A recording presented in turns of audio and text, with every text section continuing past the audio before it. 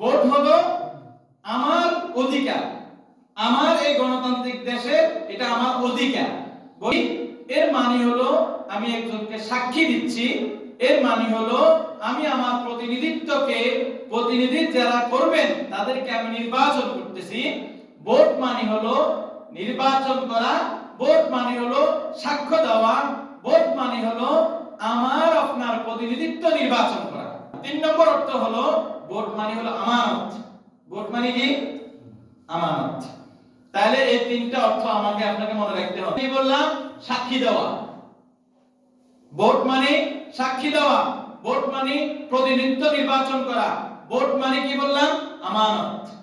এবার আসেন, ইন্নাল্লাহ ইয়া'মুরুকুম আন তু'আদ্দুল আমানাতি ইলা আহলিহা ওয়া ইযা হাকামতুম বাইনান নাসি আন তাহকুমু বিল আদল ইন্নাল্লাহা নি'মা ইয়া'iদুকুম বিহি ইন্নাল্লাহা কানা সামিআন বাসীরা। এটা কিয়ামত পর্যন্ত মুসলমানদের জন্য সংবিধান। আপনি মানেন আর না মানেন সেটা আপনার ব্যক্তিগত বিষয়। নিশ্চয়ই আল্লাহ পাক রব্বুল আলামিন তোমাদেরকে নির্দেশ প্রদান করেন আতুয়াদ্দুল আমানাতি ইলা আহলিহা, যেন তোমরা তোমাদের আমানতকে তার প্রাপ্য ব্যক্তির কাছে পৌঁছে দাও।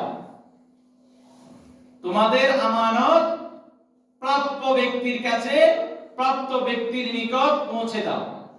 তোমাদের আমানত যে প্রাপ্য তার নিকট তুমি পৌঁছে দাও, 1 নম্বর কথা। 2, ওয়াইদা হাকামতুম বাইনান নাসি আন তাহকুমু বিল আদলি, আর যখন তোমরা মানুষের মাধ্যমে বিচার ভিত্তিক বসবা, বিচার করবা, আন তাহকুমু বিল আদলি, তখন তোমরা আল্লাহ পাক রব্বুল আলামিন বলতেছেন আন তাহকুমু, ন্যায় ভিত্তিক বিচার করবে, আন তাহকুমু বিল আদলি, ন্যায় ভিত্তিক বিচার করবে। তাহলে আমরা যখন কোন মানুষের মাধ্যমে কোন মানুষের বিচার মীমাংসায় বসবো, তখন আমরা বিচারটা কিভাবে করব? ন্যায় ভিত্তিক বিচার করব। 2, 3 নম্বর, ইন্নাল্লাহা নি'মা ইয়া'iদুকুম বিহি, নিশ্চয় আল্লাহ পাক রব্বুল আলামিন তোমাদেরকে সৎ উপদেশ দেন, সুন্দর সুপরামর্শ তোমাদেরকে আল্লাহ পাক রব্বুল আলামিন দান করেন। আল্লাহ পাক আমাকে আপনাকে সুন্দর এবং সুপথে সুদিক নির্দেশনা আল্লাহ আমাদেরকে দান করেন। ইন্নাল্লাহা কানা সামিআন বাসীরা, নিশ্চয় আল্লাহ পাক রব্বুল আলামিন শ্রবণকারী এবং নিশ্চয় আল্লাহ পাক রব্বুল আলামিন দৃষ্টিকারী, দেখতেছেন। তা আল্লাহ দর্শনকারী এবং আল্লাহ পাক রব্বুল আলামিন শ্রবণকারী। আমার এই কোরআনে কারীমের আয়াতের দ্বারা আপনাদেরকে আমি এই কথা বুঝাইতে চাইতেছি, যে ব্যক্তি আমানতের প্রাপ্য তাকে আপনার আমানত আপনি ফিরিয়ে দেন। এটা 2টা দিক। একটা দিক হলো আমি আপনাকে 10,000 টাকার একটা ব্যাগ আপনার কাছে রেখেছি, 1 বছর পর, 3 মাস পর, 6 মাস পর, 5 বছর পর আমি বললাম ভাই আপনি আমার ওই ব্যাগটা ফিরিয়ে দেন। আপনি ঠিক ওই টাকার ব্যাগটা ফিরিয়ে দিয়েছেন। তাহলে কি হলো? আমানত যথাযথ আপনি কি করছেন? ফিরিয়ে দিয়েছেন, রক্ষা করছেন। আচ্ছা আসেন, আপনাকে এই মসজিদের দায়িত্ব দেওয়া হয়েছে, চাবি দেওয়া হয়েছে এই মসজিদ রক্ষণাবেক্ষণ করার জন্য, দেখার জন্য। এটা তাহলে কি হলো? এটা হলো সামাজিক।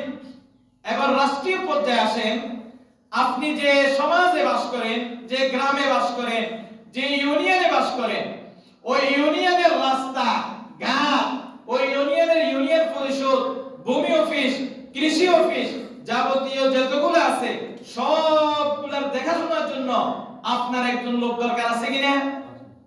ওইখানে ইউনিয়নের চেয়ারম্যান, ইউনিয়নের মেম্বার এবং কি ওই ইউনিয়ন পরিষদের সেক্রেটারি অথবা সচিব বা উপসচিব যাদেরকে ওখানে দেওয়া হয়, উনি কে? আমার আপনার প্রতিনিধি। ওই প্রতিনিধির কাছে আমার এই সম্পূর্ণ সমাজের দায়িত্ব আমি অর্পণ করলাম। কি দিয়ে? ভোট দিয়ে, কি দিয়ে? ভোট দিয়ে আমি তাকে সবাই মিলে নির্বাচন করে বসাইলাম। ওই ব্যক্তি আপনার এই সমাজের যাবতীয় যতগুলো আছে সবগুলো সে দেখাশোনা ঠিকমতো করলো। যদি না করে তাহলে সে কি করলো? আমানতের খেয়ানত করলো।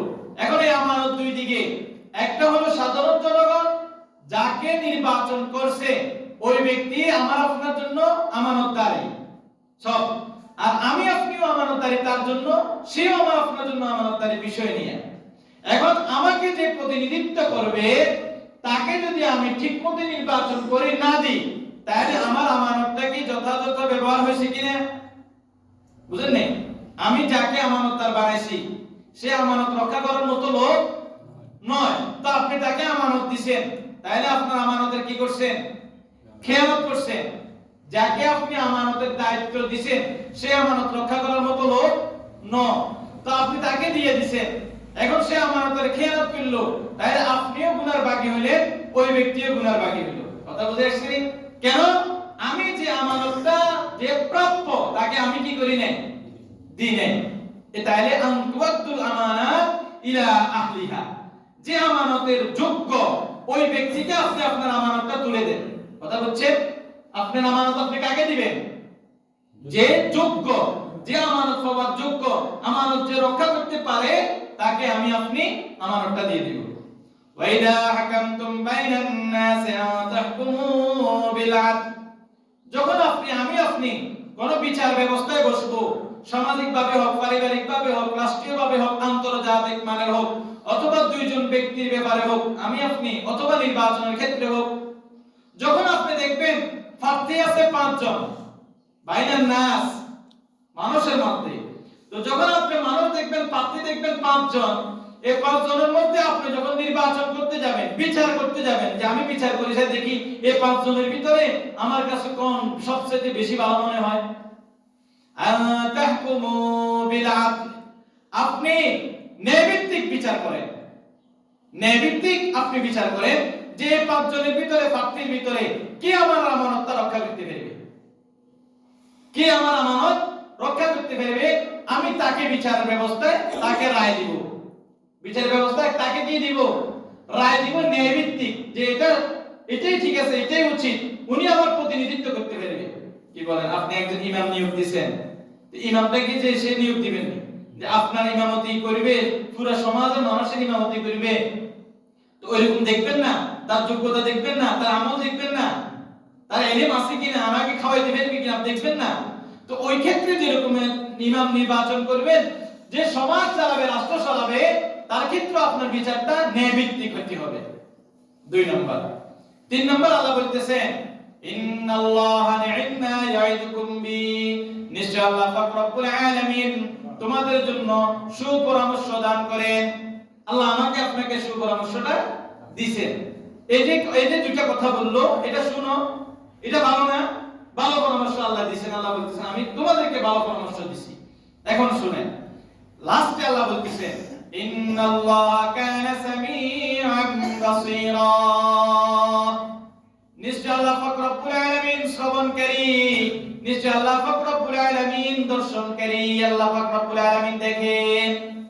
দেখেন তো এখানে সামি এবং বাসীর বলছে, আল্লাহ শুনেন এবং দেখেন।